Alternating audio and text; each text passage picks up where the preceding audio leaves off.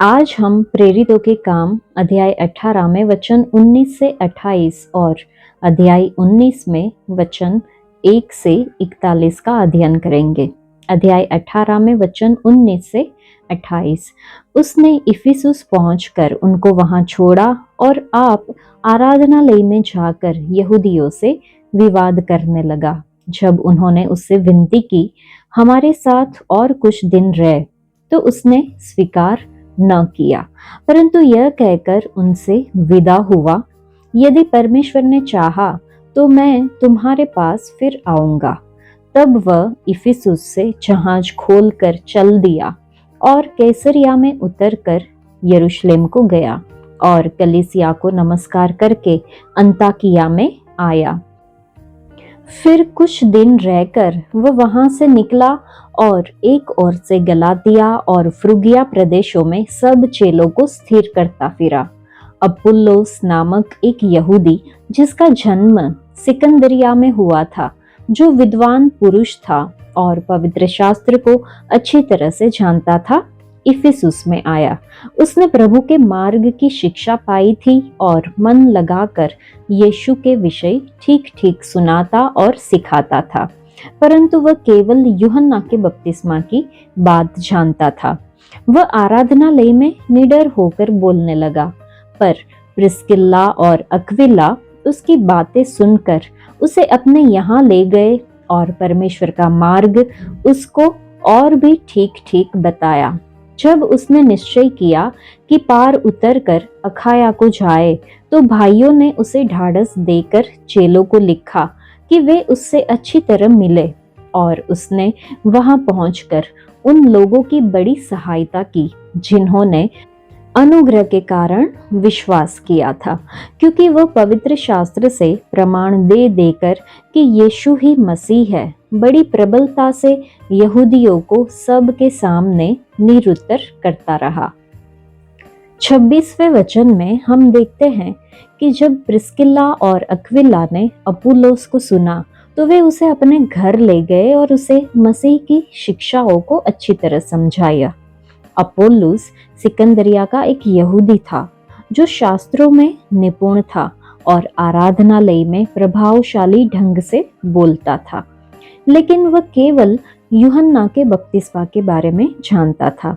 ये पहचानते हुए प्रिस्किल्ला और अक्विला, जो यीशु मसीह के नाम के बपतिस्मा से परिचित थे, उन्होंने अपुल्लोस को इन बातों के बारे में जानकारी देने का फैसला किया और उसे घर ले गए। सही शिक्षा से दूसरों को प्रोत्साहित करें, ये हमें सीखना होगा। जो विश्वासी शास्त्रों का ज्ञान रखते हैं, वे उस समय चुप नहीं रह सकते जब झूठी शिक्षा प्रचारित और फैलाई जा रही हो। उसे सिखाए गए भरोसेमंद संदेश पर दृढ़ रहना चाहिए, ताकि वह सही शिक्षा से दूसरों को प्रोत्साहित कर सके और विरोध करने वालों का खंडन कर सके। परमेश्वरीय दंपतियों की भूमिका हम देखते हैं। यहाँ पर प्रिस्किल्ला और अक्विला अपुल्लोस को अपने घर ले गए और अकेले में उसे मसीह के बारे में, उसके ज्ञान की कमियों के बारे में सलाह दी। उन्होंने सार्वजनिक रूप से उसकी निंदा नहीं की या उसकी कमियों के लिए उसे उदास नहीं किया। संत पौलुस अपने पत्रों में प्रिस्किल्ला और अक्विला को मसीह यीशु में अपने सहायक के रूप में नमस्कार करते हैं, जिन्होंने उसके लिए अपनी जान जोखिम में डाली, और उस मंडली को भी नमस्कार करते हैं जो उनके घर पर इकट्ठा होती है। प्रतिभाशाली वक्ताओं की प्रतिक्रिया हम देखते हैं। उन्हें कभी विद्रोह नहीं करना चाहिए या टकराव का रवैया नहीं अपनाना चाहिए।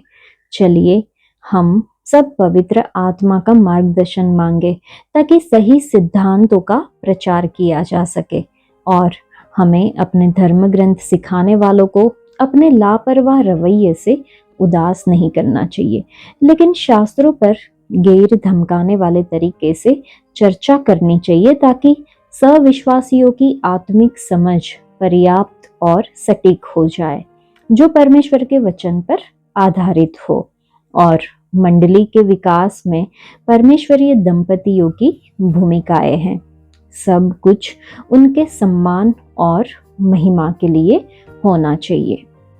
24 से 28 वचन को जब हम देखते हैं तो पौलुस और अपुल्लोस ने परमेश्वर की सेवा में कई सारी उल्लेखनीय समानताएं साझा की, जैसे कि दोनों जन्म और विरासत से यहूदी थे। उनके पास तोरा और शास्त्रों का गहरा और संपूर्ण ज्ञान था। उनमें परमेश्वर के कार्य के लिए उत्साह और परमेश्वर का सच्चा भय था।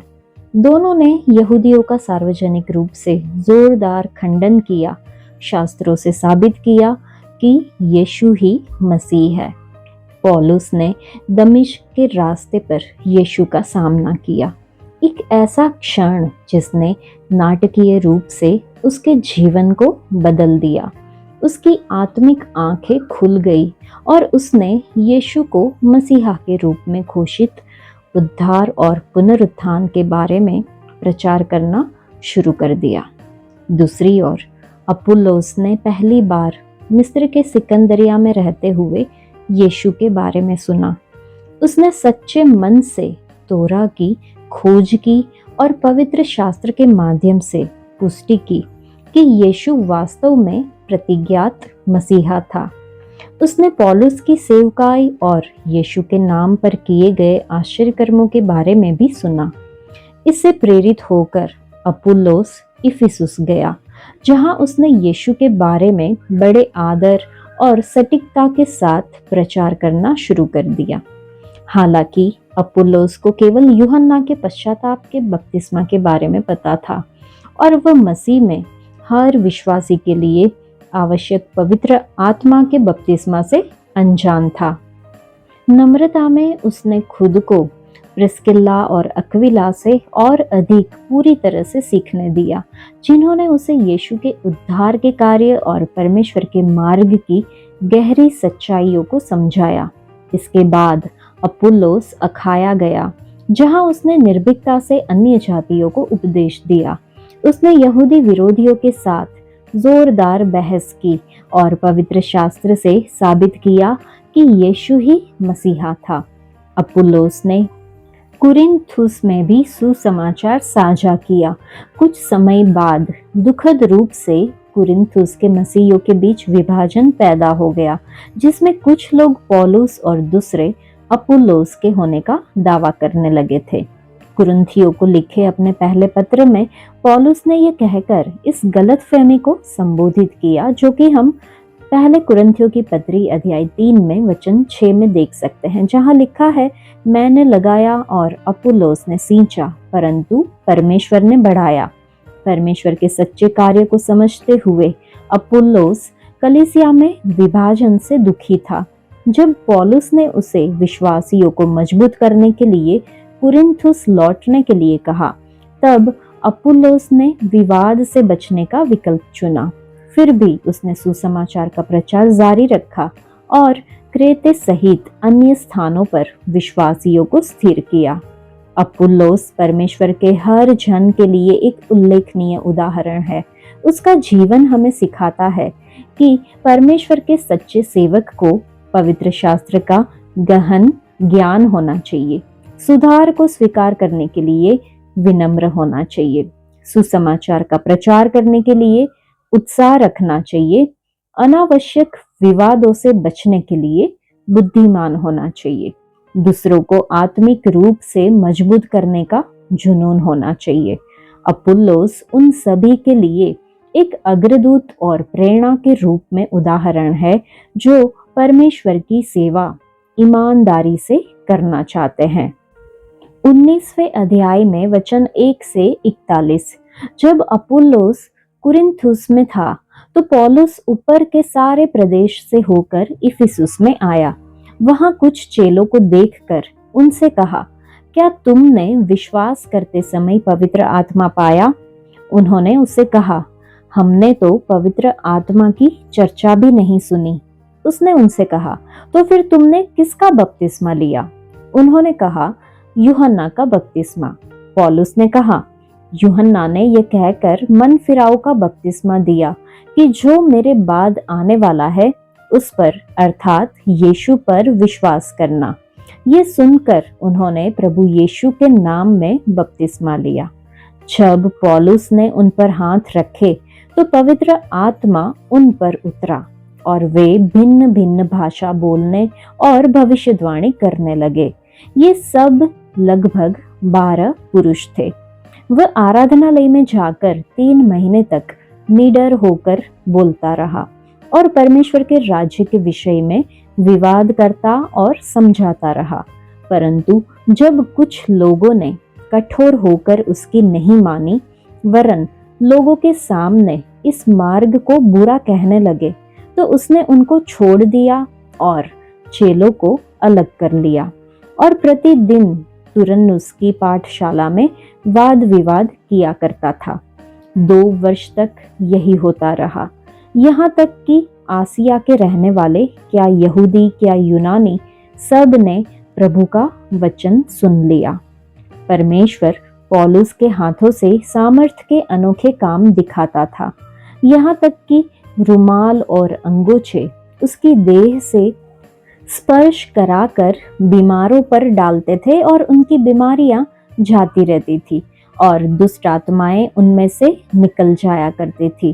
परंतु कुछ यहूदी जो झाड़ा फूंकी करते फिरते थे ये करने लगे कि जिनमें दुष्ट आत्मा हो उन पर प्रभु यीशु का नाम यह कहकर फूंके, जिस यीशु का प्रचार पौलुस करता है मैं तुम्हें उसी की शपथ देता हूँ।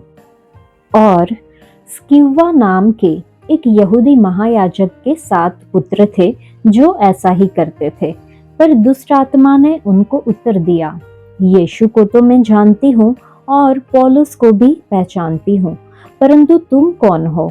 और उस मनुष्य ने जिसमें दुष्ट आत्मा थी उन पर लपककर और उन्हें वश में लाकर उन पर ऐसा उपद्रव किया कि वे नंगे और घायल होकर उस घर से निकल भागे। यह बात इफिसुस के रहने वाले सब यहूदी और यूनानी भी जान गए और उन सब पर भय छा गया और प्रभु यीशु के नाम की बड़ाई हुई। जिन्होंने विश्वास किया था उनमें से बहुतेरों ने आकर अपने अपने कामों को मान लिया और प्रकट किया। जादू करने वालों में से बहुतों ने अपनी अपनी पोथियां इकट्ठी करके सबके सामने जला दी और जब उनका दाम जोड़ा गया तो 50,000 चांदी के सिक्कों के बराबर निकला। इस प्रकार प्रभु का वचन बलपूर्वक फैलता और प्रबल होता गया। जब ये बातें हो चुकी तो पौलुस ने आत्मा में ठाना कि मकिदुनिया और अखाया से होकर यरूशलेम को जाऊं और कहा, वहां जाने के बाद मुझे रोम को भी देखना अवश्य है। इसलिए अपनी सेवा करने वालों में से तिमुथियुस और इरास्तुस को मकिदुनिया भेजकर आप कुछ दिन आसिया में रह गया। उस समय उस पंथ के विषय में बड़ा हुल्लड़ हुआ, क्योंकि देमेत्रियुस नाम का एक सुनार अर्तिमिस के चांदी के मंदिर बनवाकर कारीगरों को बहुत काम दिलाया करता था। उसने उनको और ऐसी ही वस्तुओं के कारीगरों को इकट्ठा करके कहा, हे मनुष्यों, तुम जानते हो कि इस काम से हमें कितना धन मिलता है। तुम देखते और सुनते हो कि केवल इफिसुस ही में नहीं वरन प्राय सारे आसिया में यह कह कहकर इस पौलुस ने बहुत से लोगों को समझाया और भरमाया भी है कि जो हाथ की कारीगरी है वे ईश्वर नहीं। इससे अब केवल इसी बात का ही डर नहीं है कि हमारे इस धंधे की प्रतिष्ठा जाती रहेगी, वरन यह कि महान देवी अर्तिमिस का मंदिर तुच्छ समझा जाएगा और जिसे सारा आसिया और जगत पूजता है उसका महत्व भी जाता रहेगा। वे यह सुनकर क्रोध से भर गए और चिल्ला चिल्ला कर कहने लगे, इफिसियों की अर्तिमिस महान है।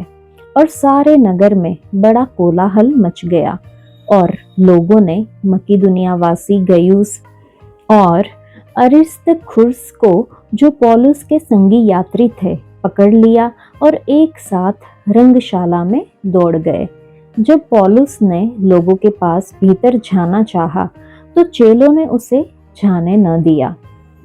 आसिया के हाकिमों में से भी उसके कई मित्रों ने उसके पास कहला भेजा और विनती की कि रंगशाला में जाकर जोखिम न उठाना। वहां कोई कुछ चिल्लाता था और कोई कुछ, क्योंकि सभा में बड़ी गड़बड़ी हो रही थी और बहुत से लोग तो ये जानते भी नहीं थे कि हम किस लिए इकट्ठे हुए हैं। तब उन्होंने सिकंदर को, जिसे यहूदियों ने खड़ा किया था, भीड़ में से आगे बढ़ाया।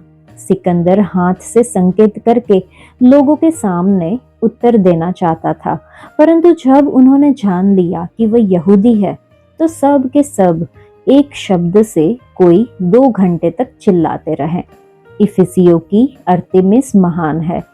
तब नगर के मंत्री ने लोगों को शांत करके कहा, हे इफिसुस के लोगों, कौन नहीं जानता कि इफिसियों का नगर महान देवी अरतिमिस के मंदिर और ज्यूस की ओर से गिरी हुई मूर्ति का टहलुआ है।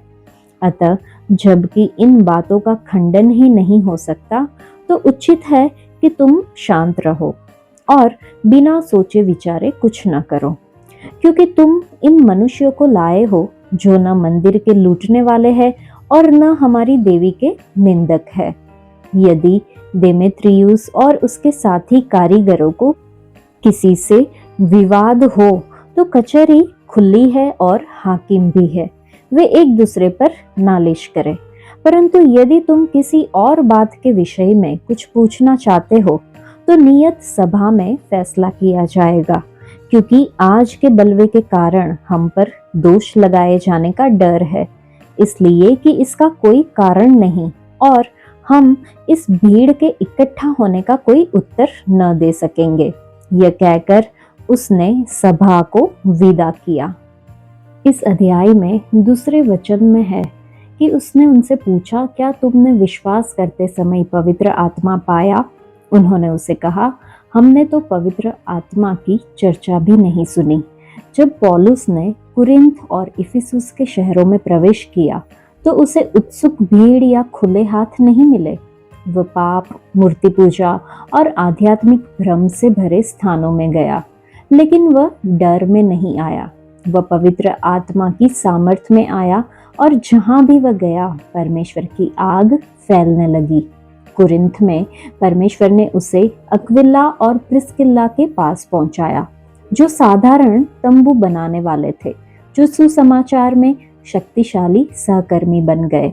वे अमीर या प्रसिद्ध नहीं थे, लेकिन वफादार थे और यही काफी था। भ्रष्ट शहर में भी पौलुस ने वहीं रहकर शिक्षा दी, क्योंकि परमेश्वर ने उसे कहा था, डरो मत, बल्कि बोलो, चुप मत रहो, क्योंकि मैं तुम्हारे साथ हूँ। यही वादा आज हमारे लिए भी है। जब हम टूटी हुई दुनिया में सच्चाई के लिए खड़े होते हैं, तो हम अकेले नहीं खड़े होते।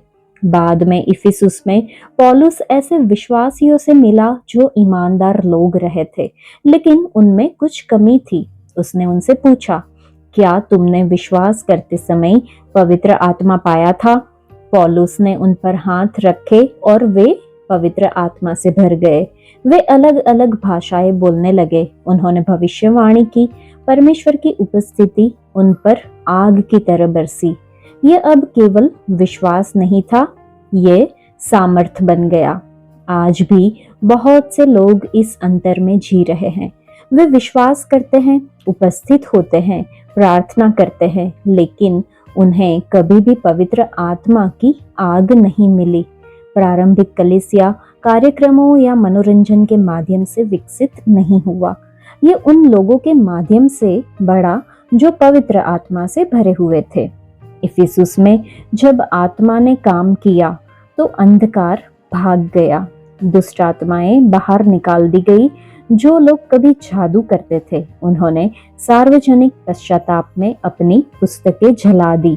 झूठे धर्म का पतन हो गया। लेकिन जब दूसरों ने मसीह को सही मायने में जाने बिना पौलुस के अधिकार की नकल करने की कोशिश की, तो वे दुष्ट आत्माएं द्वारा पराजित हो गए। यीशु के नाम का उपयोग एक उपकरण के रूप में नहीं किया जा सकता है। इसे समर्पित हृदय से उठाया जाना चाहिए। सच्ची सामर्थ्य की नकल नहीं की जा सकती, इसे खरीदा नहीं जा सकता। ये उन लोगों को दी जाती है जो यीशु के साथ निकटता से चलते हैं। हालांकि सुसमाचार ने दंगा भड़काया, लेकिन इसे चुप नहीं कराया जा सका।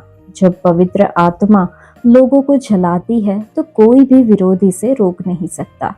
तो ये प्रश्न आज भी गूंजता है कि क्या तुमने विश्वास करते समय पवित्र आत्मा पाया था? क्या परमेश्वर की आग ने वास्तव में आपके जीवन को भर दिया है? क्या आपने पवित्र आत्मा की सामर्थ और पवित्रता के प्रति पूरी तरह से समर्पण कर दिया है? हमें और अधिक प्रदर्शन या उथले विश्वास की आवश्यकता नहीं है। हमें पुनरुत्थान की आवश्यकता है। हमें जलते हुए दिलों की आवश्यकता है। हमें ऐसे विश्वासियों की आवश्यकता है जो सत्य पर चलते हैं, निर्भीकता से बोलते हैं और पवित्रता में रहते हैं। वचन 13 को जब हम देखते हैं तो यह कहने लगे कि जिस यीशु का प्रचार पौलुस करता है, मैं तुम्हें उसी की शपथ देता हूँ। हम देखते हैं कि स्क्विवा नाम के एक यहूदी महायाजक के 7 पुत्र थे। दुष्ट आत्माओं को निकालने का प्रयास करते हैं। उन्होंने पौलुस को ऐसा करते हुए देखा था, लेकिन वे व्यक्तिगत रूप से यीशु को नहीं जानते थे और पौलुस के नाम का उपयोग एक मध्यस्थ के रूप में करते थे। यीशु पवित्र आत्मा द्वारा दुष्ट आत्माओं को निकाल रहे थे। हम मत्ती रचित सुसमाचार अध्याय 12 में देखते हैं, और यही एकमात्र तरीका है जिससे हम दुष्ट आत्माओं पर विजय प्राप्त कर सकते हैं, जैसा कि पहले यूहन्ना की पत्री अध्याय 4 में वचन 4 में हम देख सकते हैं। मसीह और पवित्र आत्मा के बिना स्क्विवा के पुत्र दुष्ट आत्मा से पूरी तरह पराजित हो जाते हैं। वो हम इस अध्याय में देखते हैं। और बहुत से लोगों ने, जिन्होंने विश्वास किया था, वे स्वीकार करते हुए और अपने कामों को बताते हुए आए। बहुत से लोग जिन्होंने जादू टोना किया था, वे अपने पोथियों को साथ लेकर आए और उन्हें सार्वजनिक रूप से जला दिया। स्क्विवा के बेटों के साथ हुई घटना ने एक नाटकीय मोड़ दिया, न केवल उनके लिए बल्कि इफिसुस के पूरे आत्मिक माहौल के लिए। हालांकि स्क्विवा ने मुख्य महायाजक के रूप में एक सम्मानित धार्मिक पदवी धारण की थी, लेकिन आत्मिक क्षेत्र में उस सांसारिक पद का कोई महत्व नहीं था। पवित्र आत्मा ने उसके 7 बेटों का ऐसा सार्वजनिक अपमान किया कि यहूदी और यूनानी विश्वासी दोनों ही यीशु के नाम से ज्यादा डरने लगे। ऐसा ही डर तब आया जब पवित्र आत्मा ने हनन्याह और सफीरा को मृत्युदंड सुनाया। मसीह में विश्वास करने के बाद अक्सर ऐसी प्रथाएं और विचार होते हैं जिन्हें हमें त्याग देना चाहिए, क्योंकि हम पवित्र आत्मा के मार्गदर्शन में यीशु के बारे में ज्यादा समझ पाते हैं। पवित्र आत्मा आपको मसीह का अनुसरण करने की अनुमति नहीं देगा जब आप अन्य विश्वास प्रणालियों में लिप्त हो। वो प्रतिक्रिया करेगा या फिर आपके पास पवित्र आत्मा नहीं है। ऐसी कोई चीज नहीं जो प्रतिक्रिया न करने वाली पवित्र आत्मा हो, जो आपको मूर्तियों की आराधना करने और मसीह की आराधना दोनों करने की अनुमति दे। या तो मसीह आपके जीवन में 100% है या फिर 0%, जैसा कि प्रकाशित वाक्य अध्याय 3 वचन 16 के हिसाब से हम समझ सकते हैं। हम मसीह के तभी हो सकते हैं जब पवित्र आत्मा हम में वास करता है।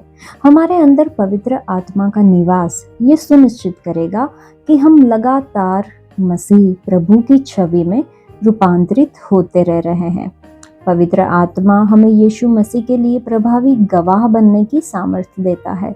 पवित्र आत्मा हमें जो सामर्थ्य देता है वह प्राकृतिक और परमेश्वरीय दोनों हो सकती है, जैसे सुसमाचार का प्रचार करने का साहस और चिन्ह और चमत्कार करने की सामर्थ्य।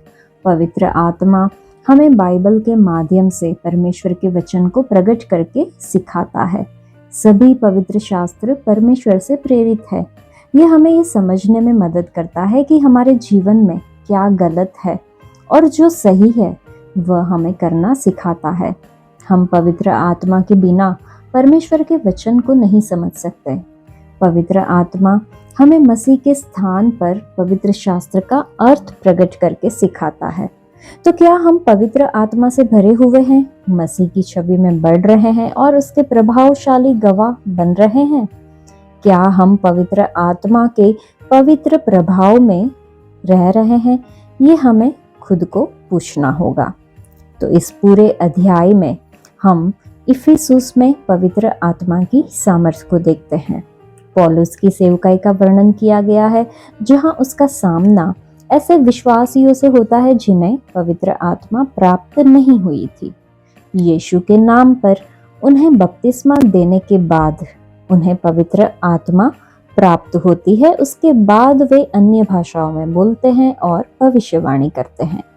पौलुस अद्भुत कार्य करता है और उसकी सेवकाई के प्रभाव से इफिसुस के लोगों मूर्ति पूजा से दूर हो जाते हैं।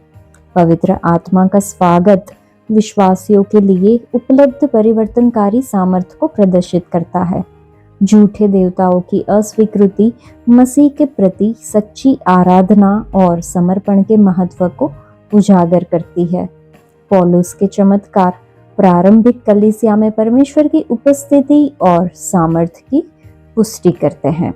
आज के लिए इतना ही। परमेश्वर आप सबको आशीष दे। धन्यवाद।